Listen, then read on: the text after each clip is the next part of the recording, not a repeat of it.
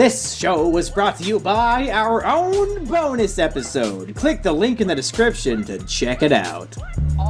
What? What? Monkey Jones is gonna break your bones. He knows what he's talking about. He got stats, you know. A homegrown stone cold balls out killer and a no doubt thriller living in the back of a distillery. DigiB going green, thinking about life and shit. He's got a big dick, plenty on his mind to spit. So don't doubt his legitimacy. When you see his post, don't think we share and retweet. Holy shit, welcome everybody once again to Insufferable Social Media Argument, the podcast. We're fucking 13 deep, lucky number 13. I'm joined by, of course, the actual guy who runs the channel, Monkey Jones. Digi, can we just address the elephant in the room this week? It's a pretty big one. This might be the first time in history that a podcast has literally killed somebody. What? We fucking killed him, Digi. He's dead. We made jokes about hanging yourself in suicide, and he heard the show and he went and he fucking did it. Who is this? The lead singer of Linkin Park. Oh, of course, yes. What's his name? Chester something? Chester Bennington. One of my childhood heroes. Imagine the horror I feel as I'm uploading episode 12 to go out last Thursday, and then it pops up in my newsfeed. Linkin Park lead singer commits suicide, and I'm like an hour away from publishing the latest episode, which of course features our slow motion suicide segment that has the great Linkin Park song, I don't remember which one, they all sound the same to me, playing as the intro and the outro. Like, of course, there's no way that we recorded that after finding out it happened, but of course these fucking idiots... We've been doing it for a while. These fucking idiots think that an hour-long podcast was recorded and uploaded within the hour that a guy killed himself and started typing comments like, oh, too soon, guys. Why would you make jokes like this on the date? You fucking idiots. Idiots. I got lots of comments about this. I know we usually go straight to the voting, but I want to talk about this Linkin Park shit for a while. We got a comment from Force and X, Force and E, Force and Knife, really long name, who says, well, first of all, Digi, this show is about questions. We always talk about big questions. We got some great questions coming up later in the show, but this might be the biggest question ever. He wants to know, will every member of Linkin Park have killed themselves by the time we hear the entire song? Very possible. We're only doing 2 seconds at a time, so I imagine the guilt and distress that they must be feeling will catch up with them by the time this podcast finishes that song. We've got Gold Star H Gamer who says, hashtag RIP Linkin Park lead singer, why couldn't it have been Digibro instead? With all the booze he drinks, his liver should be destroyed. I probably drank less than a guy with as much money as he had. Although he had he apparently was a big drinker when Linkin Park first started, but he got off the sauce. I have a theory as to why Chester Bennington killed himself right here, right now. Did he watch one too many Naruto AMVs of his work?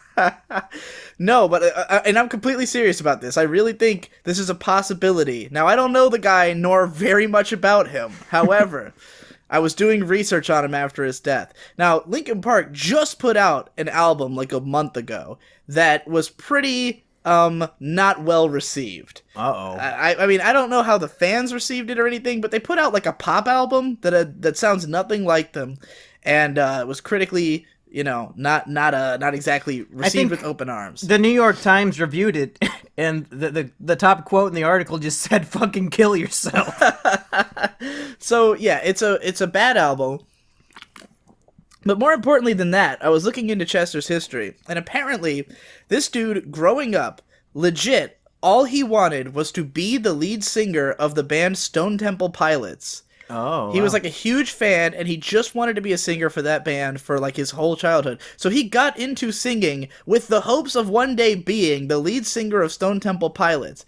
Well then, the lead singer of Stone Temple Pilots died, so he actually became the lead singer of Stone Temple Pilots like a few years back. And he remained the lead singer of Stone Temple Pilots for like 3 years, but then he had to leave because of his obligations to Linkin Park.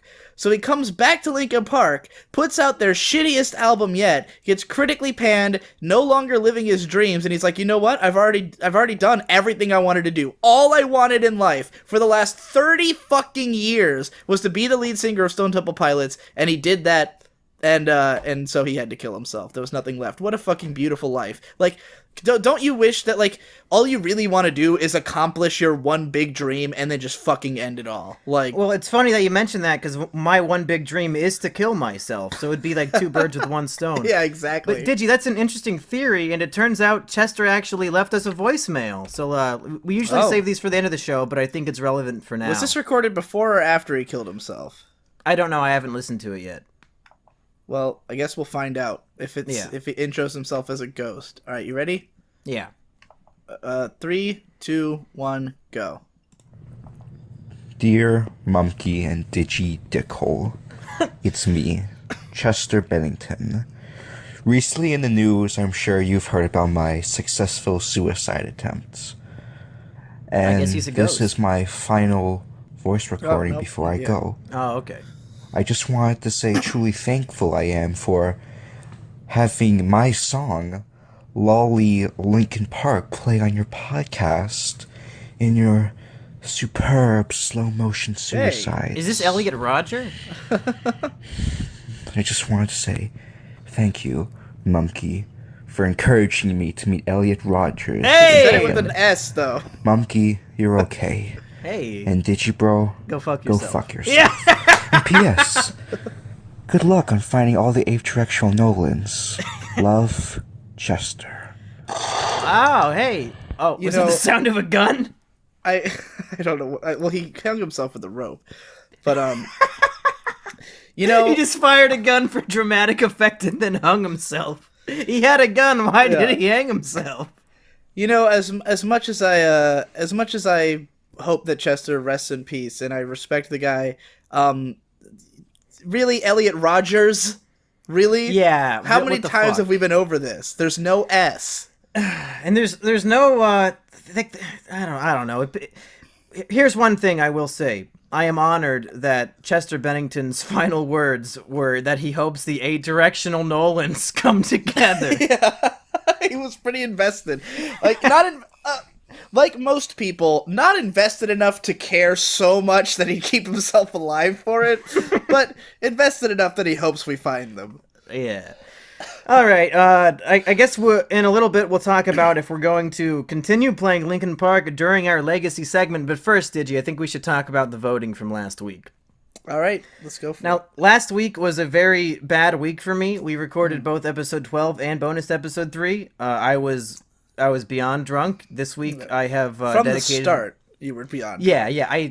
This week I'm sticking to one Rolling Rock and one cup of tea, so I don't get dehydrated and sleepy at the same time. So I'm just drinking both simultaneously. The voting really reflects my drunken state and really the decline of my sanity. Because the first vote was which Muppet is hottest, and with 72% of the vote, Mumkey wins with Big Bird. Hey! Yeah. People were not impressed with Gonzo. You didn't pick the best part of my argument for my write-in. You picked Gonzo because he's a Gonzo journalist, but it should have been Gonzo because he has a curved dick. But I brought that in. You're the one who was talking about Gonzo journalism. That's on you. I'm pretty sure by the end of it, my main argument was the curved dick. A lot of people seemed to, even though you read the Wikipedia page live on air, people did not believe that Big Bird is a Muppet. What's up with that? I don't know. I've asked someone who's more in the know than me, and they've said yes, and Wikipedia says yes. Yeah, so fucking, if Digi he's designed by reads fucking evidence, Jim Henson, the guy who invented Muppets. So yeah, these fucking cucks trying to tell me what is a Muppet, like I don't know what a Muppet is. Kermit the Frog was on what is the worst thing to say to a girl? Street. Super close vote with 51% of the votes. The winner is me again with I See You As My Equal. Oh, I was winning that for a while. Now, Digi, I think the reason why you ended up losing is because the comments on the video came on my side, because a lot of people pointed out that you're full of shit. Your answer was, let me put my mouth where you potty boo, and you tried to argue that that doesn't make any sense. Yeah. And what I should have said but didn't realize was that he could have been talking about her asshole. You thought it was about her pussy. Yeah, I've never heard someone refer to taking a shit as potty. Like, when I think potty, I think pee. Well, Like, that's I gotta just go on potty. you. Yeah, I guess so. Yeah. So now that you know the lyrics about eating out a woman's asshole, do you like the song better? You're gonna put it No, it's put it still back a on your terrible playlist? fucking line. Like, if Oh. you hear it in the context of the song, it's just obnoxious and gross. And he also giggles after saying it. It's fucking gay. But, yeah, ass licking is a big thing in hip hop right now, so that's probably... Is it really? That, yeah, what's his name? Fucking Max Landis had a whole video explaining why ass licking is such a big deal in hip hop right now. So Well, that's did you- probably why he was saying that. I want to publicly challenge you right now on this podcast that on your next album, whenever that may be, Gay and Dead 2, I want you to incorporate that line in a way that isn't obnoxious. Do you think you could somehow do that? No. No way. It's just impossible? It's such a terrible line. I can say, like, a similar line with the same meaning, but not stupid. So the great Digibro, the greatest rapper of all time, self-acclaimed, better than Eminem, better than XXXTentacion, can't somehow turn this line into comedic gold. I mean, the line is clearly intended to be funny in the first place. Yeah. It's just that it just sounds like it's a chain of words that sounds disgusting.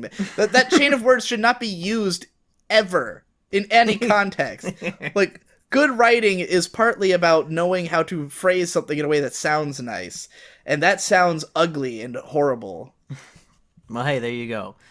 Third debate was, should public schools go back to segregation? And now it's like it's the perfect what's that shape in mathematics where it's like it forms like a big old Rhombus. Yeah, well, no, it's like perfectly parallel. It's like on a graph. I don't know what I'm talking about. Parallelogram. Sure. It's just, you can see the graph where it starts up really high for Monkey and then it goes really down low. It's like 51 to... a fucking, an Ebola. Parabola? An Ebola curve. Sure. I don't... Wait, Ebola curve? Yeah, an Ebola curve. I don't know if that's quite what it would be called. Anyway, what I'm trying to get at is... It's called a parabola. Parabola, okay. This is the point where it starts going in Digi's favor, because should public schools go back to segregation? With 51% of the vote again, this time you won with no, blacks get to learn the social hierarchy. Very close vote.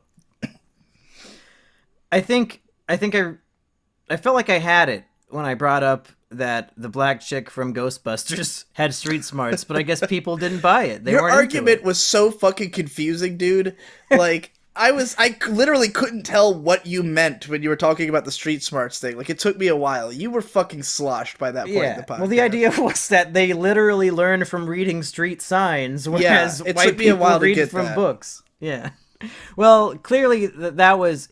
You weren't the only one who had a problem understanding me, because it only got worse from that point out. Because the final debate was To Catch a Predator Entrapment, a show that I'm very familiar with and that you've never seen. You won with 65% of the vote, saying yes, men were arrested for not actually doing anything. And of course, this is probably my worst debate of all time, because you caught me in the just like in the illogical sense of backtracking and saying I was really enforcing a lot of Orwellian doublethink by saying no, it wasn't entrapment because it shouldn't have been illegal in the first place. So the fact that I got 35% of the votes is surprising to me, because I think you tore me down in the most legitimate way we've ever seen on this show. I think that the voting is exactly representative of the percentages of our audience who are or are not pedophiles. The 65% on my side, well, they're on my side in every sense. I did not know that our good buddy King Critic had 256 straw poll accounts, but hey, there you go. All right, so that means it was 2-2 tie, and we could have broke this tie with the who had the better slow motion suicide, but Digi, you didn't want to do that. So I guess we're just stuck in Thailand, and I guess if that's why we're gonna do it, then we could. I remember having a great argument last week, though, so I probably would have won. You probably would have, and I would have had to chug this beer, but now I get to savor it and sip it nice and slow. Speaking of slow motion suicide, Digi, before I play this song, we need to have a discussion. Yeah. Should I play this song? Everybody wants to know. We've been getting tweets all week. Are you guys still going to play that song? Here's the thing, Monkey. This song, okay, if you just can't use any song, like the only reason anybody would find this objectionable is that it just happened. He just happened to die in the middle of this. But this song was not our placement of this in here was not a joke about his suicide. And this has been going on for months. And it makes, just think about how much sense it makes. All of Linkin Park's songs are about being depressed and suicidal. The lead singer kills himself. Gee, who saw that coming? Like, no shit, the lead singer of the mopiest band in the fucking world is gonna hang himself before he's 50, you know? And, like, this... What is the spirit of this podcast if we couldn't do this fucking bit? This is madness. I think we shouldn't remove the song. If anything, we should lengthen it per episode out of respect, not only to the legacy of the segment, but to the legacy of the great man who brought the song to life. I think for this particular episode, we should have a whole, moment of reflection and play like a good 10-second chunk. I was going to say 30-second, but then I remembered that Content ID was a thing. So we'll play a 10-second chunk of the song. Everybody, look deep inside yourself and think about how jealous you are of Chester Bennington for becoming... He did what we're all too scared to do. He's literally an hero now. So let's participate in some an hero worship. Yeah.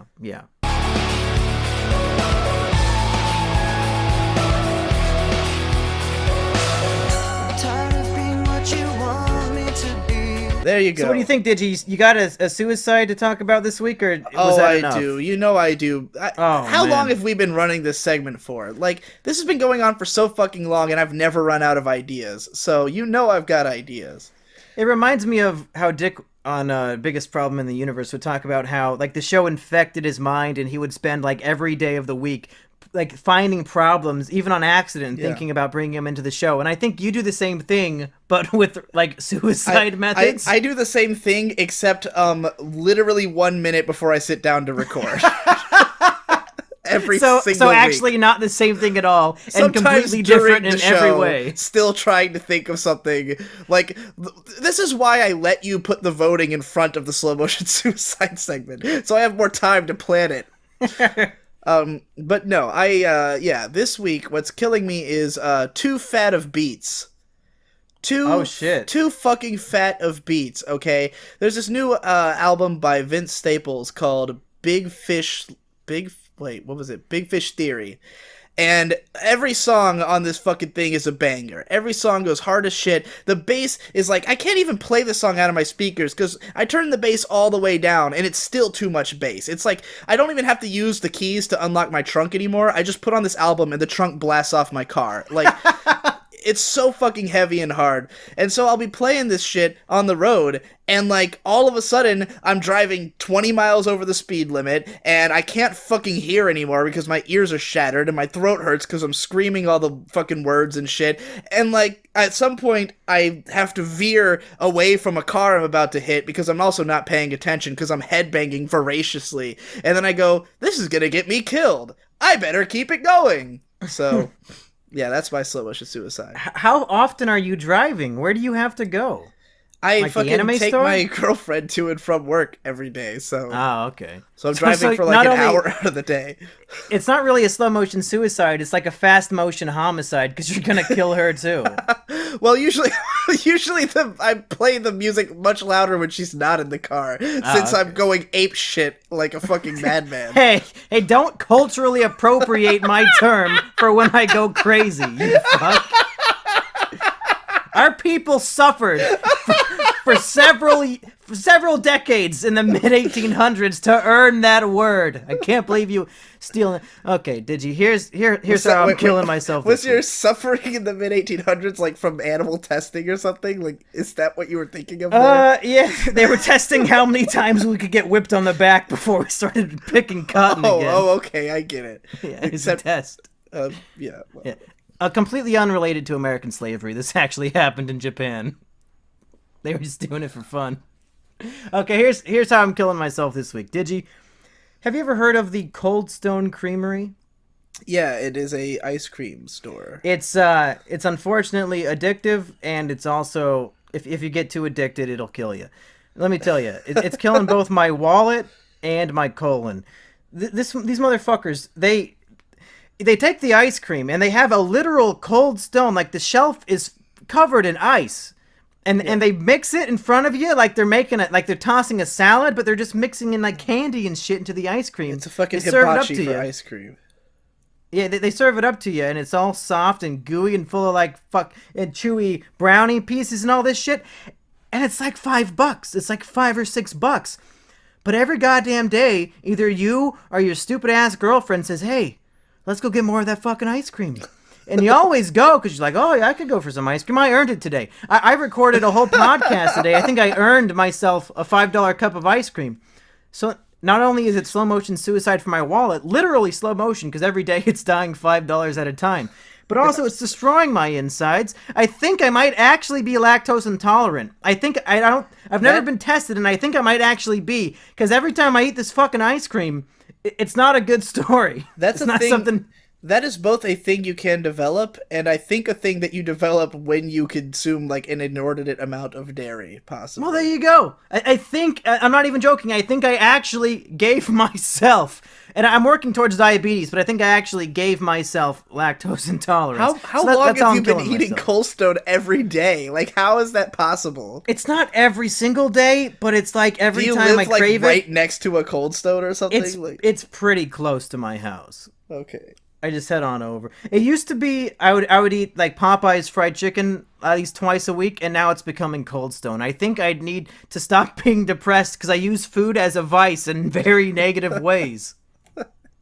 I think I need to stop being depressed. The Yeah. only emotion I've known for the last decade and a half. The only emotion I understand or have any way of approaching. Not just an emotion, but a state of being. Yeah. It's become my identity I at should have this said point. mindset. Yeah, well, good fucking luck with that one, buddy. Might All need right, to see a Dizzy. shrink sometime soon. Should we play another 10 seconds in Linkin Park or just limit it to 2? Yeah, just the 2. Okay. You know, I'm not going to spoil you guys. Digi, now I don't think you noticed this because last week our good friend, our big fan of the show, Nolan South, left a 3-minute incoherent rambling voicemail that for some reason you thought needed to be cut off halfway through. Do you remember this?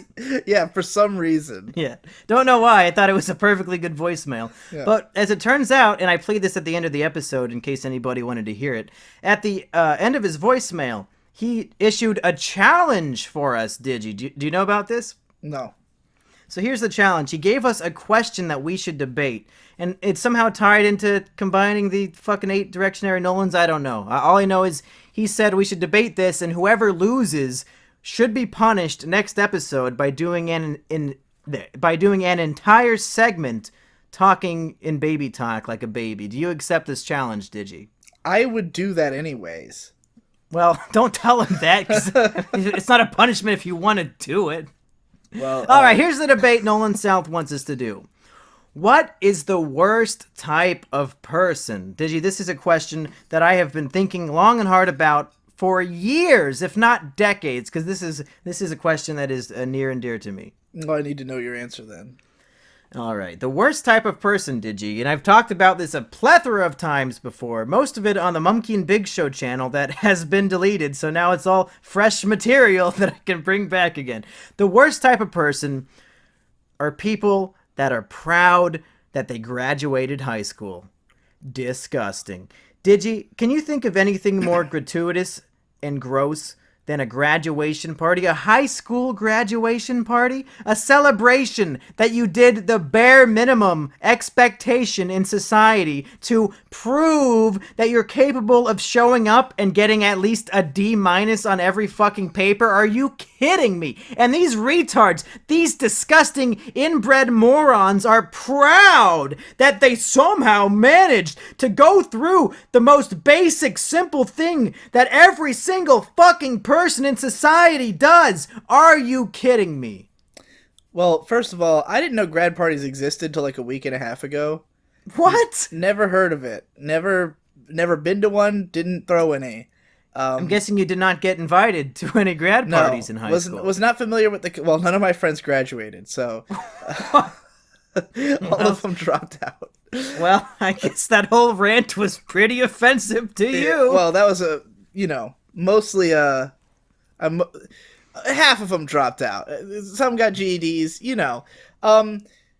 Well, here's the thing, Mumkey, and here's why I disagree. I don't think anyone throws a grad party because they are proud of graduating high school. Yeah, but that was just an example. The worst type of person is people who are proud that they graduated. But who are these people? Like, okay, there's tons of them. If you go on Facebook, around graduation time, all these fucking 17, 18-year-old kids saying, "Oh, I finally did it, everybody! Congrats to me! Oh, I passed with a 2.3 GPA. I'm such a fucking genius." What level of pride is too much pride in having graduated high school? Because I'm proud of myself. Any amount of pride at all. Mumkey, I'm proud of myself when I take a really big shit.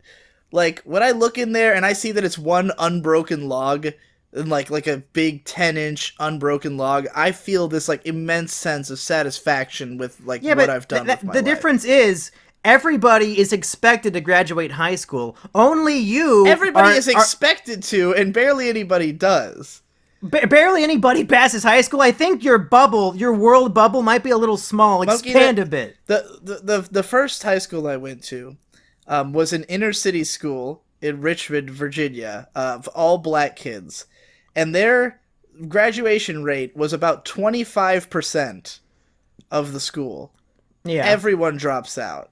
My high school had a graduation rate of like 50 or 60%.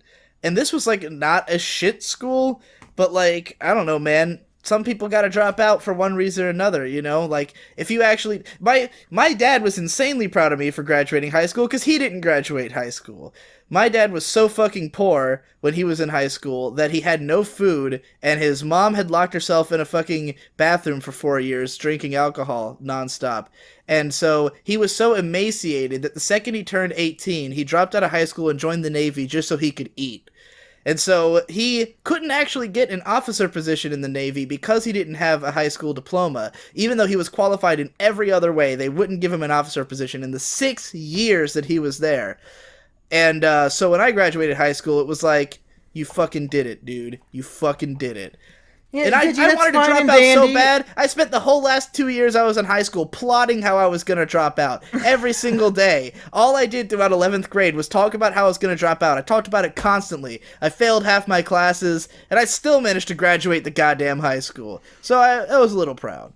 Yeah, Digi, here's the thing. Like, I appreciate your father's sob story. That's great. Congrats for him. But that's why the man deserves a dick sucking so badly. Yeah, but I have no problem with people who drop out. I think if people want to drop out, they should, because high school's bullshit. And that's why you shouldn't be proud to graduate, because it is bullshit. It's easy, stupid bullshit. I actually respect the people who drop out because they recognize that it's a huge waste of time and that they're not gaining anything. How many people who drop out for that reason? I don't fucking know. I haven't done a study of this. Everyone I've ever met who's dropped out has told me how much they regret it. They're always like, "Oh, I wish I'd finished high school. I could never get a fucking job. Everything fucking blows." But here's the thing. Because they drop out thinking they're going to go become artists, but they're not actually talented. So they drop out and they waste 2 years of their life trying to become an artist, never breaking out. They need the money. They get a shitty job. They end up working shitty jobs forever, and they can never move up in those jobs because they don't have the degree. And since they have to work so much, they never have time to work on their art, so they never get better. Having a high school diploma at least makes it so you can get a decent enough job to work while you're doing your art. Sure, but the thing is, it's piss poor easy. High school is not an accomplishment. It's like the very standard bar. Like you just said, you have to reach this level to even be accepted in society to get like a normal job, because it's the lowest bar.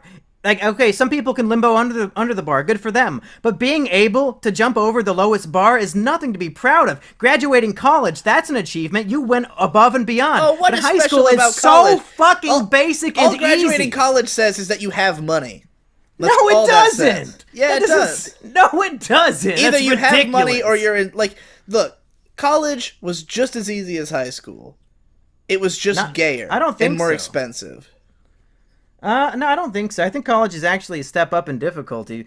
High school is just like you show up and you're done. And but the people who drop out are because they aren't good enough at showing up. People don't usually drop out of high school because they fail. What is the hardest thing about high school? Evidently showing up. The hardest thing about high school is social interaction. No. At college is easy. All you have to do is the work. All you have to do is show up, and the teacher explains shit to you and gives you a couple papers. You do those papers, you turn them in. There's nothing else to worry about. There's no rules. But the paper, no one telling you, writing a 10-page paper and doing all the research and doing it to a level that this fucking cunt bitch who spent 8 years of grad school, something that they accept, that's pretty hard. Having to do a partner project in 10th grade biology with some stupid cheerleader bitch, that's not that hard. Being told every day, you can't piss when you want to, that's much harder than anything in college. You know, when you get up in class and you're like, I gotta go to the bathroom because you're about to, like, explode because you have to piss, and your teacher goes, why? You go, I have to pee. And you're like, I don't believe you. And then they make you sit back down, and you just sit there, like, developing gallstones because you can't fucking go to the bathroom when you want to. In college, you can just get up and leave. You don't even have to say anything to the teacher. Just go to the bathroom. Nobody's gonna write you up or suspend you because you did your fucking what you have to do to live. You know, you don't have to walk past a hall monitor who's gonna fucking ask to see your planner. You don't have to have a planner. You Your can just school fucking had go take a actual piss. hall monitors? Yeah. I thought that was like a made-up joke from, like, Ned's Declassified. Well, we didn't have, like, kid ones. We had, like, Oh. you know, like, basically at every waypoint in the school, there'd be, like, a fucking janitor or something sitting there waiting. And, like, if With, like, a anybody passes 75% dropout rate, they're probably making sure nobody's running out the front door. It sounds like they're a necessary by. You know how evil hard it in is your to be school. to go to a place where you can't smoke on the premises or drink? You can't smoke at a college campus. You can smoke a cigarette. Not inside a building. Or even, like, near a building. Why would you want to do it inside the building? I'm talking about standing outside having a cigarette between classes, you know? Most high school kids aren't even old enough to You can't smoke. even get up and get in your car between classes and go get something to eat. You have to eat cafeteria food. You have to eat this disgusting shit that, like, You they can don't bring give your you enough- own lunch! Yeah, do And you at have least at money? school- You don't have any money. You can't control what you eat. You're a fucking kid. In college, you literally have to buy your own food. In high school, the fucking Yeah, government because you pays have for that money because shit. you're an adult. You have a job. You're like a functioning... Being an adult is so much easier than being a teenager in every conceivable way. Wait. So going to college and somehow passing and doing a part-time job, those two impossible things at the same time is Those are the easier than easiest showing thing- up to school? Dude, everything about being an adult is just logical. You go to work, therefore you get money. All you gotta do at work is your job. All you gotta do at school is the work. When you're in high school, you can do All you the have work. to do is show up and you graduate. First of all, that's not even true. I know plenty It's of people totally who did true. show up and didn't graduate. People, they actually dropped somebody out. Monkey- They said, "Oh, you don't get a pass because Let you me- did let me bad tell on you this this, test." Monkey, let me tell you, Never my- happens. my friend- they'll keep working with you until you pass. No, if you're somebody fucking dropped out, wrong. it's because Monkey, they quit. Listen to me. My fucking friend Mike, this dude who's at least mildly autistic, he in high school, he couldn't graduate even though he had 4 more credits than the required number because he had failed. He had been held back like twice. And he had, like, shit tons of extra credits from all these other classes he had taken. The only class he hadn't passed was, like, 12th grade English. But you need that one thing in order to pass. But they So take it again. They wouldn't let him. They said he was too old. They said, they were like, oh, you can't just take one class. You have to take a whole Well, year. then go take the GED and fucking get over it. It's easy. Yeah, that's It's not so a high school easy. diploma, though. It doesn't have the same equivalent. credentials. It's equivalent. No, people aren't proud of themselves for getting GEDs. No one's They proud of shouldn't having a be. GED. They definitely shouldn't be. That's They're my whole proud of argument. themselves for having a diploma, not a GED. Listen, this isn't about college versus high school. This is me saying high school is piss poor easy. Even an autist like me, who couldn't make any friends and just made fun of everybody all the time, did fine with the socialization. Do you think your life was harder during high school or college? Your life in general? The easiest my life has ever been was in high school. The hardest my life has ever been was in high school. Everything sucked in high school. The closest I've ever come to actually achieving the beautiful suicide was in high school, in which I attempted many times. All my attempts were actually in college. College was when I felt free. I felt like a spring breeze on my asshole, and I went with my mom. All I'm saying is, if you're proud that you went to daycare where they made you read To Kill a Mockingbird and you somehow got out on the other end, then you need to work on your pride a bit, because that's not an achievement. That's the bare minimum standard for being a human being in American society, and it's disgusting. That's all I got. Digi, this is a long one. What do you got? Yeah, alright, well, I got people who are okay with being fat. Oh, shit. I look, I don't have a problem with fat people necessarily. I mean, if You live with one right now. His name's Digibro. yeah, I'm overweight. I think I look good. Some people look disgusting, but you know what? I can respect fat people as long as they're not okay with the fact that they're fat, or if they are, they at least accept that it is not okay. You know, Yeah. like there's a lot of things I do that I admit are not okay. You know, Watching anime. exactly. Watching anime. There's no Doing real, this podcast. There's no this podcast. Big one. Big red flag. Doing this podcast is obviously not okay by any stretch of the Smoking. word. Smoking. There's a perfect one. I know it's not okay. I do it anyways. But I don't, like, you know, I'm not telling people, like, oh, it's okay to smoke. I'm always like, yeah, I'm a shit. I'm a bad person. I give in to my vices. I'm not strong enough to quit. You know, that's why I'm doing this. I'm not good enough. I'm not a good enough person. I'm sorry. I can't do it. I'm not good. But then there's people who are just fat. And, like, being fat, it doesn't just affect you. It affects everybody. You know, you're Because literally... they have to look at you? Not only do we have to look at them, I mean, that's probably the worst part for me. Like, the worst thing you can say about fat people is that they are going to have more injuries. They are going to be a strain on the healthcare system of the country. They are going to cause your taxes to go up, your insurance rates to go up. Like, that is all a guarantee, because if you are fat, you will be unhealthy. You will take up more fucking space at the store, and I can't get around your fat ass. You know, you are inconvenient to have around. Things were not built for people of your size. Things were built in our society for people of regular size, you know? So, like, if you have to have the fucking hinges taken off your door because you can't fit through the door, that means you're too fucking fat. You know, like, there's some people who are just like, well, why should I lose weight? It's healthy at any size. No, it's not okay. It's okay. Like, you can go ahead and be fat. I'm not gonna say, like, I'm not gonna holier than thou you. I smoke. That literally is bad for everybody. It will cause me health issues. It will make me a drain on the healthcare in the country. Granted, at least, you know, in both of our cases, we're putting money into the economy somewhere. But, like, these fat people they're making everyone else's life worse in some way, even if it's just that we have to look at them. You know, just looking at a fat person brings my mood down, because my first thought is going to be, ew, that guy's fucking fat. And then I feel bad because I'm being judgmental of someone when it's not my fault. It's their fault for being fat. You're not supposed to be fat. You're not supposed to distract me with how gross and fat you are, you know? Like, I shouldn't have to feel bad because of your fuck up. So, you know... Digi, can I just stop you right there? I am literally shaking right now in rage and frustration that you're being so fat phobic at this. You're body shaming these beautiful creatures. Have you ever seen those Dove ad campaigns? They used to have, like, these you know, slim women with, like, curvy waist or, like, curvy hips and breasts and all that. Disgusting. But then the Dove campaign brought in these beautiful, these BBWs, these big, beautiful women. And they taught us through their Dove soap campaign that any body is beautiful at any size. It's all about confidence. And if a fat person is confident with themselves and they're happy with the way they look, then I think that's beautiful, and I think that's something to be proud of. So I don't know what you're even talking about here. And let me just say, Digi, it's very inconsiderate of you to bring this in, because I told you before the show, much like, you know, people are transgender, transsexual, I am trans fat.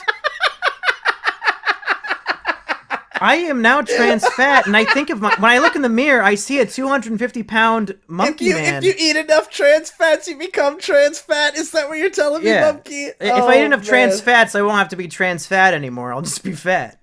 Well, you have been. I mean, I'm proud of the way I look. I think I'm beautiful at any size, and the fact that you think I'm the worst type of person is appalling to me. I'm gonna go eat a couple Twinkies to feel better. Oh, fat people are gross. But look, there's lots of... I have fat friends. I like them. Yeah. But, you know, they all at least think they should lose weight, whether they're even trying to or not. Did you like Cy better when he was fat or skinny? Fat. He was... Fat people are funnier. I can look down on them without, like, having to really think about it. It's like, oh yeah, he's fat. I guess I'm better than him. Like, it's a good thing. We need fat people in society because they're easy punching bags, and they're so fat that when you punch them like a punching bag, it doesn't hurt them because it's like a built-in what's it called? Airbag. Yeah, that's the word. Sorry. Half this rolling rock is impeding my ability to think of very simple words. Said what's it called? Like that bag of air? The airbag? Yeah. That's exactly what it was. Because I thought that's too easy. It has to be a more complicated term. But no, it was just airbag. Yeah. If there's no fat people, if people aren't proud to be fat, they're all going to try to lose weight. But that's a bad thing. If we don't have fat people in society, who are we going to make fun of? Who's going to eat all the leftover food? Just make fun food? of ugly people. You'll be able to tell. Okay, look. Sometimes here's our net benefit. Look, there's ugly people and there's fat people and there's fat ugly people, right? Now, there's lots of fat people who could become beautiful people if they just lost the fat. And then we'd be able to sort out, like, who we are making fun of unfairly, you know? Like, I have some friends who I think they're fat, but I'm like, you actually look good. Like, if you lost 100 pounds, you'd be fucking sexy beast. But, you know, no one's gonna recognize it because they're too fat. But then once they lose the fat, then we'll all be like, oh, shit, I wasn't supposed to be making fun of you. I was supposed to be making fun of that guy who lost all that weight and still looks like a fucking mongoloid. So, you know. Digi, you love rap. Would Notorious B.I.G. be notorious if he wasn't B.I.G.? I've never listened to Notorious B.I.G. You're a fake fan. Let's stick with Killer Mike or something. Like someone from the last 10 years.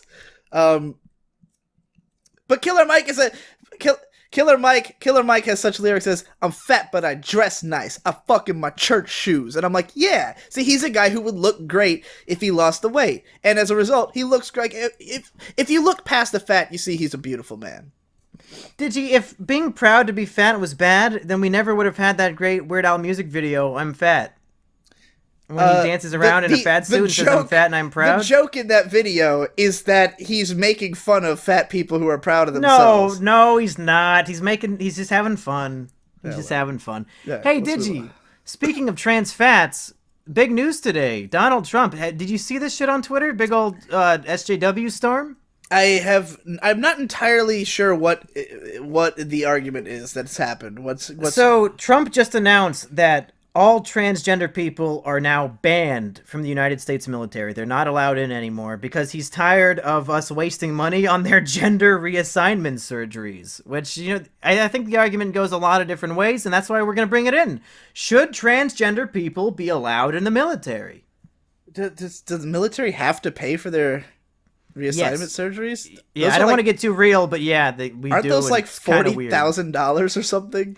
Yeah, and the thing is, like, so when you join the military or whatever, like the army, there's like a 4-year plan you have where you can like get deployed at any time. But some of these people, they start doing their reassignment surgery right in the middle and they can't get deployed during it. So they're getting paid for 2 full years for deployments that they're not going on because they're spending our taxpayer dollars on their gender reassignment surgery. It's kind of fucky, but I don't want to talk about that. I want to know what you think about transgender people joining the military. I think no, they shouldn't be able to join the military. You fucking bigot! What the fuck? Now, this has less to do with transgender people and more to do with the military. I've watched a few military fiction works, like the anime series Legend of the Galactic Heroes, which is heavily military based. And like 50% of the entire fucking show, like all the dialogue, is just people like saying one another's like titles and shit. Like the whole fucking time is just people being like, oh, Vice Corporal Commander, sir, permission to speak. Granted, you may speak. Oh yes, thank you, Vice Corporal Commander. Like they constantly go through like all of the fucking regulatory speech. Now imagine trying to do that while also sorting out which fucking pronouns you're supposed to use on every single person. I knew that's what you were gonna say. I fucking knew it. You can't even like. It's hard enough to remember what rank they are, and then you also got to remember, like, well, which stage in transition are they in? Are they gender queer? Do they care either way? Like, which way? I can't even tell. Like, I have friends who are trans, and like, I literally just give up. I just give up sometimes because they'll be like 1 week they'll be like, okay, like from now on, I want to be called a woman, and I'm like, cool, and I start calling them by female pronouns and all that, and then like 3 weeks They say later, I want to be called they say this week I want to be a woman, and you say go make me a fucking sandwich, bitch. they're like, I want to be a woman, so I start calling them by that name, and then like 3 weeks later, they're like, oh, I'm not actually sure, like I'm not transitioning right now, and like I think I'm not sure what I want to be, and I'm like, okay, so am I calling you a man again? Am I still using female pronouns? What do you want here? And they're like, oh, now I'm a they, them. And I'm like, that's not even something you call a human. That's what I call a dog. Them. That thing over there. Like, I don't know, man. Make it uncomplicated for me. So then you add on to that. And of course, like, you know, there's some people who are cool. Most of my friends, they don't give a shit. You call them he, they're like, I'm a she. They don't care. They're like, whatever. Like, we're here to get drunk. That's why we're all at this place with all this alcohol. But, you know, there's some people who are like, oh, did you just get my fucking pronouns that I have on my... Like, they expect you to, like, before you interact with them, go to their Twitter profile and look up what their fucking gender pronoun is before you start a conversation. Has this actually happened to you in real life? Because I thought it was just like a myth that I like to perpetuate for fun, but have you actually been berated for not knowing somebody's pronouns? Because that's crazy. Not personally, but I know trans people who've told me that has happened to them. I've got some of my trans friends have been berated by other trans people for not putting their preferred pronouns on their Twitter profile. Like, they've been told, like, oh, you should really put your, I've even had non-trans friends berated for that. Like, there are some SJWs who believe that everyone should have their preferred pronouns on their Twitter profile so that you can never assume their gender. Every single person, even cis people? Literally everyone, so that they cannot assume your gender. off. You are always using the gender that you have asked to be called. There are people who think that, and you want to fuse that with the already insanely complicated ranking system and level of pleasantries that it takes to communicate in the military. That's too much. Well, did you just, as a trans fat person, I do have an opinion on these preferred pronouns. When people ask me my preferred pronouns as a trans fat person, I say, you know, you can call me he, you can call me she. Can I call you Sweepy? Did you? Let me finish. Can I call you babe? I say you can call me he, you can call me she, just don't call me late for dinner. Yeah! I'm gonna put in a slide whistle. The last 5 minutes, everything you've been saying glazed over because I thought of that joke and I didn't want to forget it, so I just kept repeating it in my head. Okay, did you? Let me tell you the real answer to this question. Yeah, go Should ahead. transgender people be allowed in the military? Yes. Not only that, but only transgender people should be allowed in the military. Did you? Okay. If you've seen Twitter today, these transgender people are coming out of the woodwork, and suddenly it's like they've been dying their whole lives to join the military. It seems like the most important thing of all time. So I'm thinking these people are so passionate about it all of a sudden, why not just let them be the military, you know? And I mean, clearly this is a large group of people because I keep hearing about their issues. Like every fucking day it gets shoved down my throat. So clearly this must be a huge subset of the population, of the American population. It's probably not like, 0.04%. It's probably like a huge number. So I'm thinking, this is going to be a big old army we can have. And I learned from browsing the Donald on Reddit that like a good majority The best resource. Yeah, I learned that a large majority of transgender people actually identify as attack helicopters, so I think like they'll fit right into the military. They can just fucking jump on over to Serbia or whatever and just go to fucking town Serbia? on those kids. What are we fucking doing in Serbia? We gotta stop those films, dude. Okay. Newborn porn. Yeah. Makes sense to me. So yes, these people are suddenly so passionate about joining the military that I think they should just be the military. Why not? I don't want to go to war and die. Thanks to Trump's new law, I'm thinking if they ever reinstate the draft to go fight North Korea, I'm just going to become transgender so I don't have to do this shit. But, I mean, a good solution is just let them be the military. What do you say? Flip the script. I think it's a plausible plan. We got to move on to the next topic. This podcast is going to be long as fuck. Hey, if you don't want to debate me, I guess there's not much they can work with. They just got to vote for the old monkey boy. You didn't do anything against my argument either. You were too busy. I totally trying to did, think of your dude. fat joke. That's an argument. I think it was sound. Digi, we got a fan named Shiloh Buff no relation to Shia LaBeouf, I assume. Yeah. Who wants to know, and I'm guessing he's had a problem with this after listening to our podcast and needs a solution. What is the best way to clean up cum? With a mouth? Okay. I think this... With your own mouth? With any... whatever mouth you got on hand. Like... Okay. Okay. I've used a lot of different methods to clean up cum over the years. I know a lot of people use... like, some people have tissues on hand. I don't get that because with the, insanely long foreskin and all, little bits of tissue get stuck in my foreskin if I try to clean it with tissue. Horrifying. Yeah. You're going to find like a piece of sticky, dried up tissue inside your dick from like a month ago. Well, I don't use tissue, so I've avoided this problem. Yeah, not after last time. Yeah, exactly, which was years and years ago. Hopefully there's it's nothing probably left. still in there to this day. So, tissues I'm not a fan of. A lot of people use a sock. Like, they keep a sock under their desk, but the socks are usually white, and they turn brown when you cum in them too much, and they get really stale, and there's not a lot of land area. I've always used underwear. Like, I keep a pair of underwear by my desk. Most of them are soft, and they're built to be around your dick anyways. Like, their whole purpose is to sit against your dick all day. So, it's not very rough on your dick, and there's a lot of land area. It takes months before your shit gets, like, truly crusty, and depending on the color, it might work. But at the same time, you got one pair of underwear that's totally out of commission. Like, it's not in your rotation. You're not getting to wear that underwear, so that's not a good thing. And also, if it's any color other than white, then it's eventually going to become very obvious what you've been doing with that pair of underwear. So, how do you avoid all of this? You could shoot it in the toilet, but then you got to go all the way to the bathroom every time you come. So, just fucking have it swallowed, either by you or someone else. It's extremely nutritious. Cum is really good for your skin. It has tons of protein. It activates hormones if it's a woman swallowing this cum. Basically, it's really good to have inside of you. It's a nice salty treat. It's kind of like a salted ice cream, except without the ice cream, It's just basically salt. But some people really like the taste of it. And the best part is, it's just fucking gone. You don't have to worry about it. It completely disappears. You never hear from it again. You never see it again. If you suck well enough on the dick, like when it's coming, you won't even have any like leftover drippage. Like oftentimes I come into like a pair of underwear, and then when I get up to go to the bathroom, a long fucking line of cum just drips right down my dick and lands on my toes. That's fucking... Or it gets stuck to the pants somewhere on the way down. There's like this string swaying in the breeze of cum. I hate that shit. And then it, like, that part of your leg gets all cold in the fucking air because the cum's on it. It's horrible.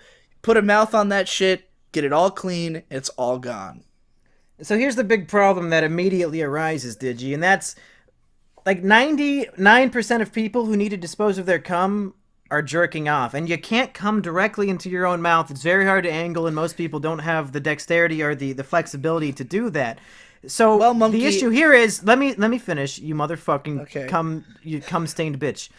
The problem is, people need to still cum into something and then slurp it up with their mouth. But if I'm at Digibro's house, I don't want to come on the bathroom floor. It's covered in piss.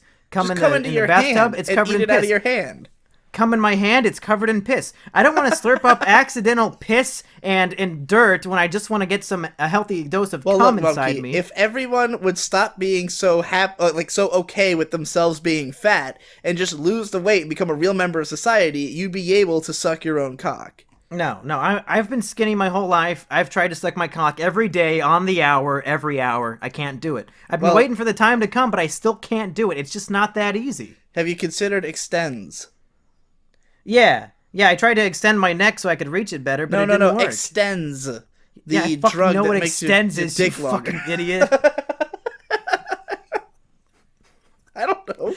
I don't know if you know. I spent a lot of 2 a.m.s watching Comedy Central. I know what Girls Gone Wild is. I know what Extends is. I've seen that fucking commercial of the stupid happy guy who's like in a NASCAR race and he's talking about how big his dick is. I've seen it all. God, that's ancient. I've seen it all.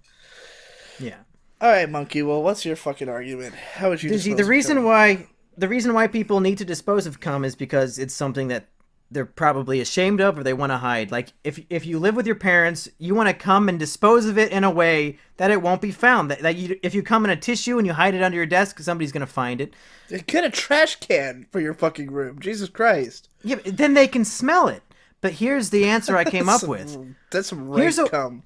And here's the other thing. Like, if you're jerking off, you don't want to, like, stop jerking off halfway through and go into the bathroom and, like, come into the toilet or the shower. Waste the time. Here's how you can stay seated at your desk, come, and then have the cum leave the room without you even moving. You wipe it on your cat. I had a feeling that was coming. Did you? Did you know that cats...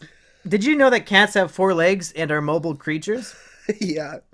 It turns out they can walk in and out of rooms with ease. So if you just come on your cat, wipe it inside its fur.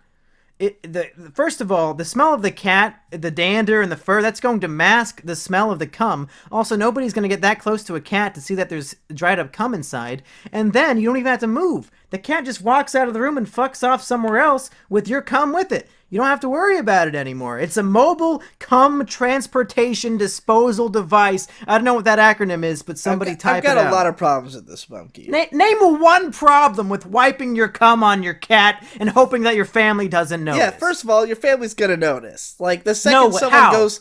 Cats already smell like cum. Alright, Monkey. You come on your cat. Your cat leaves the room, walks down the hall to your brother's room, scratches on the door. He lets her in. He's excited to see her. He goes to pet her. His hand is now in cum. Sure, he'll think it's the cat's cum. It's the perfect crime. Why would the cat have cum on its back? Because cats jerk off too, dude. The girl cat? Yeah. My girl cat don't have no cum on her back ever. You're only gonna cum on your male cat. You're not gonna be gay about it. What if you don't have a male cat? Then go get one. Like, we're not saying what's ideal, like, in the real world. It's like, what if you're allergic to cats? Well, then you'll have to wear, like, an oxygen mask while you're jerking off. That sounds like hell. Yeah, it's better than having to cum in a tissue and throw it on the floor. But it's not as good as coming into a mouth. Yeah, but, like, more people have cats than they have Everyone mouths. has a mouth. Everyone has a mouth. Not everybody has a mouth. I'm in a house right now. There's no cats. 2 mouths. Well, not every mouth can bend over and suck your dick. My cat can always get cummed on. No matter where my cat is, I can cum on it. That's not true. It has to be near you. Hey, Digi, I got a question for you. Yeah. What is the best scary movie? Oh, we're just going right to the next one. Okay. Now, I'm done with this one. You answer first. I haven't thought about it. All right, Digi, here's the scariest movie of all time. Mm-hmm. It's called The Devil Wears Prada. Have you heard of it? I have. I have heard the name. I have not seen the movie. Despite the title, it's not about an actual devil. It's not about, like, the cool, badass devil who, like, plays rock and roll and has a big cock. No, this film is about women in power. Horrifying. Digi, can you imagine anything worse than showing up to, like, an office or, like, you try to work for a big business and your boss is a woman? Are you fucking kidding me? That's not the secretary. Oh, no. That's not the driver. That's not the accountant. That's the boss. Oh. Horrifying. Like, this movie, when it came out, they tried to advertise it as some sort of, like, fucking stupid comedy. I've never seen anything scarier than a workplace horror film about a woman in power. And of course, she abuses her power. She's a fucking huge cunt in the movie. She's rude to everybody. And she probably has her period. And she still controls a bunch of shit. Terrifying. That's pretty spooky, Monkey. But I think I got one up on you. This is the movie this movie put the fear of God in me. This movie really, like, when I saw this, I thought there might not be any hope for me in this world anymore. It's a little movie called Spotlight. Now, I spent most of my young life. I spent a lot of time reading over scriptures, reading Bibles. You know, I was going to become a priest. I thought, you know, I need to get closer to God. Because if I'm going to live out my dreams, the only place that's going to protect me, that's going to keep this all under wraps, that's going to make sure that no one finds out, you know, about my illegal dreams, is going to be the church. They're going to protect me. The Pope has got my back. Then these fucking journalists come in, and one by one, all my brothers are falling. Everyone who was there to protect me, the whole system I thought was there to keep me enclosed. And I was so lucky that I hadn't actually taken my vows yet of celibacy. Because if I had, I would have been right there. You know, all my altar boys would have been found out about, and I'd be in prison right now. But thankfully, I hadn't joined the church yet. I went to go find another organization. But now I'm always worried about, like, what if this happens to my current organization? You know, what if they find out about this one? What if there's a huge investigation? So, I'm trying to keep things on the down low. It sounds like you're describing a film that actually protected and saved you. My movie's a horrific movie that terrified me to my core, but your movie inspired you. Here's a warning. Don't go into this line of work. Go do something else so you can continue doing what you want to do. Monkey, so you were inspired and you knew what to avoid. No, this movie didn't tell me what to avoid. The actual thing that happened that the movie is based on taught me what to avoid by way of the entire institution I was planning to join completely evaporated from my purposes. It was a warning. Hey, Digi, don't go into the Catholic Church. But go do anime shit. You can be a pedo and anime shit all you want. Spotlight didn't show me that. Like, that I had already, experienced it firsthand. What Spotlight showed me is how easily it could happen again. It showed me that even in this new place where I feel protected... Those 4 reporters, it took them years to solve that case. Nobody was on their side. Nobody gave a shit. They had to spend years of hardcore investigative journalism. It's not easy at all to uncover this story. It was hard. It wouldn't have won the Oscar if it was an easy story. The movie would have been 10 minutes long. It's not going to happen again to your thing, because no reporter is going to want to watch through every fucking anime that you've seen to get all the clues to figure out this shit. It's too much work. There's no gonzo journalism for trying to find pedos in anime. It's completely different. So I think this movie proved that you're safe and that you found the correct line of work, whereas my movie showed me the horrors of what we're moving towards. It's like a George Orwellian nightmare future of 1984, only instead of, computers and TVs talking to us and spying on us, it's fucking women in power. We barely avoided that in the last election, but it's coming, buddy. Oh, it's coming. The scariest movies are the ones that come true. The movies that come to life, and they horrify us not only on the screen, but in the real world. It's happening. Your thing gave you a warning and gave you another place to go. Us, we're fucked. Devil Wears Prada, that might just be a movie now. But that's going to be fucking Hillary's 2020 campaign slogan. The Devil Wears Prada, baby.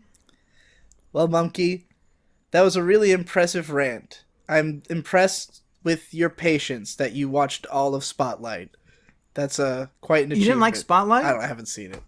Are you kidding me? It looks boring as fuck. It's a movie about, like, journalists and lawyers. Like, what are they going to do? I really like Mark Ruffalo, and I'll watch anything he's in, and I liked it, like, just for him. And also, Birdman was really good in it, too. Birdman is in... Okay. I was going to say, Birdman is in the rapper Birdman, or... No, that's a rapper? I think he's part of the Wu-Tang Clan or something. Is he friends with the Notorious B.I.G.? Maybe. He's from the era. I don't know. Well, hey. Yeah, no, Spotlight's pretty good. You should... I'd recommend checking it out if you can stand watching a 2-hour Western anime. I just told you it was like the scariest movie.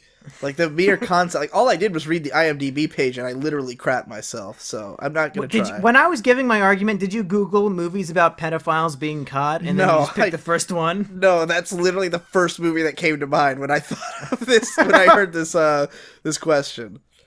All right, we have like 1,000 voicemails tonight. You want to move on? Yeah, let's do it. I think after last week, we got even more Directionary Nolans calling, and I think this first one is one of those. All right, I don't know if this is ever going to end. Is this meme ever going to... I was going to say stop being funny, but what I really mean is this meme ever going to start being funny? All right, the count of 3. 1, 2, 3... Oh. Hey, this doohickey working? Yeah. Howdy, y'all. So I'm Nolan 30 degrees north by 100 degrees west, and I'm a-calling in to ask my 2 bestest amigos for a favor. So, y'all ever played Vampire the Masquerade? No. I haven't, because the only web we have out back home are spider webs, but as I've been told, basically how the bloodsuckers in that work is that you have Cain, who was the original vampire, and every generation away from Kane has less of his blood and strikes the less imposing figure, right?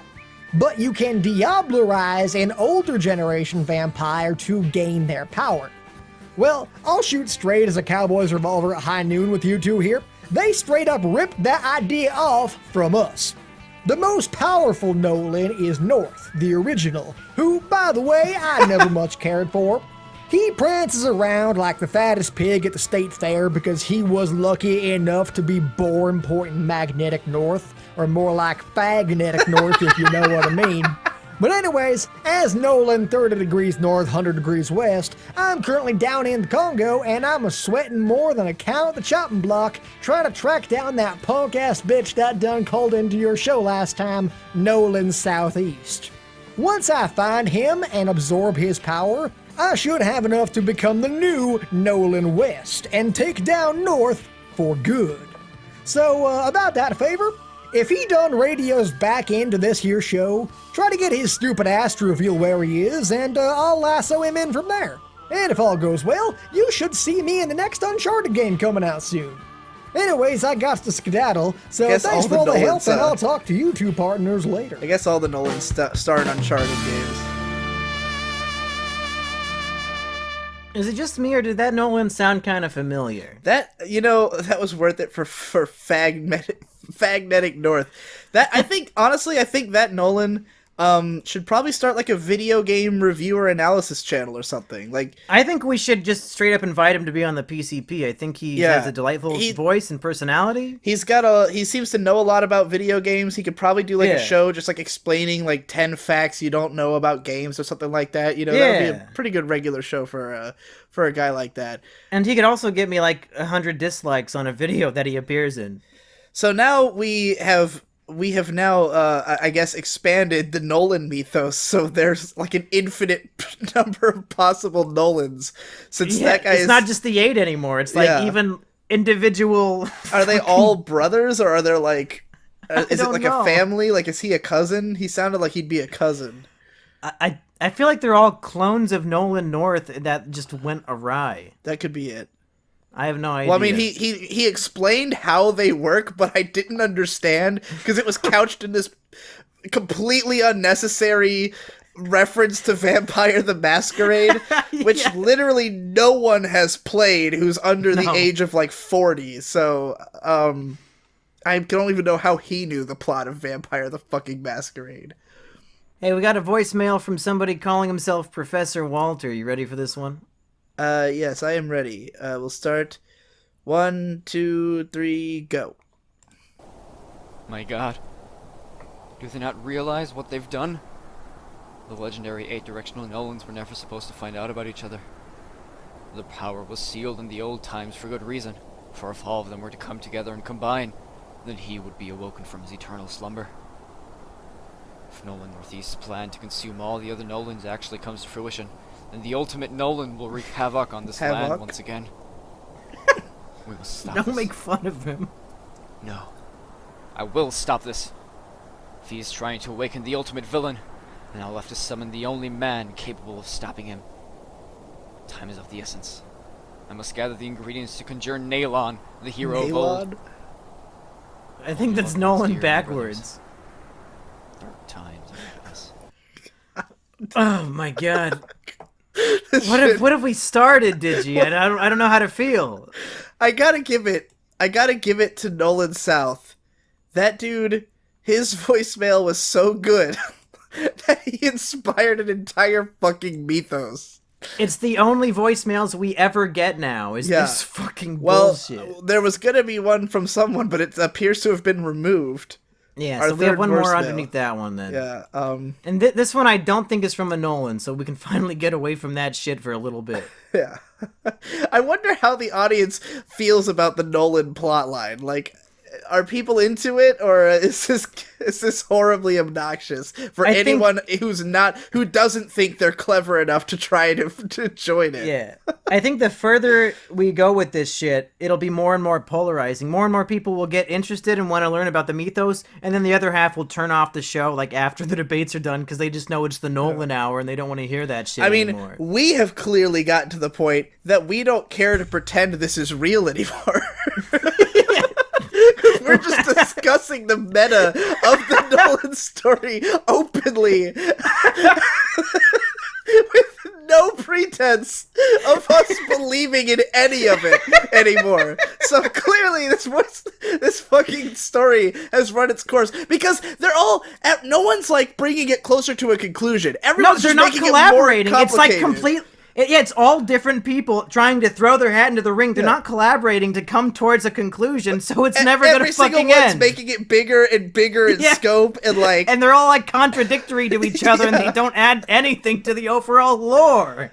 Yeah, I should have done my fake voice Nolan voicemail like when I planned it months ago and brought an end to all this, but well, hopefully somebody does for episode 14, because I don't know how much longer this can go on. Yeah. All right, you ready for this? One more voicemail, yeah. All right. 1, 2... Oh, I accidentally hit fucking go. Hold on. 1, 2, 3, go. Hey, did you, bro? So I had a few drinks, but I wanted to ask you, when are you gonna get me to make a beat for your next fucking album, faggot? Like, I've been producing beats for fucking ever. Like, you can go buy my beats safe, man. You can just like use them without. He sounds like me contacting last me. week. But like, when are we gonna collab, my nigga? I mean, I would love to collab with the biggest faggot in the world, you know? The lamest rapper in the world should collab with the best beat maker in the world, you know what I'm saying? Like, hit me up, dude. You know, aspergerrap@gmail.com. Just send some... Probably shouldn't have put that out there publicly. Yeah. What do you think, Digi? You gonna collab with Asperger? I think if he records all of his beats for me while pretending badly to be drunk, then I will absolutely rap over them. I'm actually not sure that he was pretending, because as everybody learned in my live stream yesterday, he is going to AA meetings because of how much he's been drinking. Yeah, was that intentional to leave that in at the end? Yeah. Okay. Yeah. I wasn't sure if you had just like revealed a sincere desire to start going to AA. I know when I click off. I got I legit like I was going into my car like right after hearing that, and I was just like, oh god, is Mumkey gonna be able to drink on the show anymore? Like, was that a joke? AA meetings are bullshit, because he was telling me like it's all just like religious pandering, and they try to force you. Oh, but so he is actually going, and you just tricked him into admitting it before cutting off the stream. No, it wasn't a trick. He wanted to talk about it. Well, yeah. Well, hey, if you want to leave us a voicemail, I'm going to say this again because people still fucking ask. Record it on either Vocaroo or SoundCloud and send it. Don't send it to Digi, because he has too much shit getting sent to him. Send it to me, mumkeyjones@gmail.com, or post it on Twitter. But if you post it to my Twitter, most likely I'm not going to get to it in time because I get a lot of notifications on there. So just email that shit to me. And if you're going to do 18 more unfunny Nolan voicemails, don't expect to get on the show. But anything else, it's fair game. You'll probably get on, because we don't get a whole lot. It's all right. I'm gonna send my own retarded Nolan voicemail in next week. That'll end the story. And so just keep track. Like, everyone, look out for the one that is obviously me. You know, it'll be like me doing a voice, but you'll immediately know it's me because you've heard me on like hundreds of hours of podcasts. So just look for that one. That'll be the one you'll like as soon as you hear my voice, after I've just like, you know, hammed it up and said, "Oh, this is from the real Nolan." Like, then you'll know, okay, it's time to wrap this series up.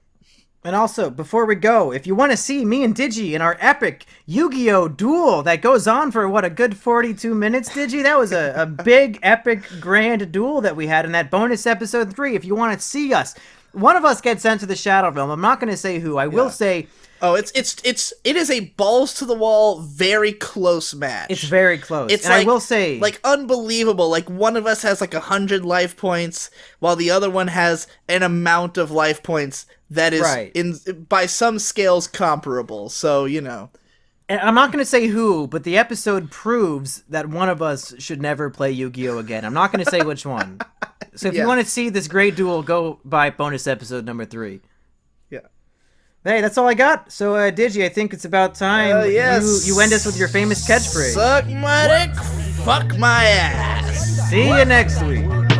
Monkey Jones is gonna break your bones. He knows what he's talking about. He got stats, you know. A homegrown stone cold balls out killer and a no doubt thriller living in the back of a distillery. DigiB going green, thinking about life and shit. He's got a big dick, plenty on his mind to spit. So don't doubt his legitimacy. When you see his post, don't think we share and retweet.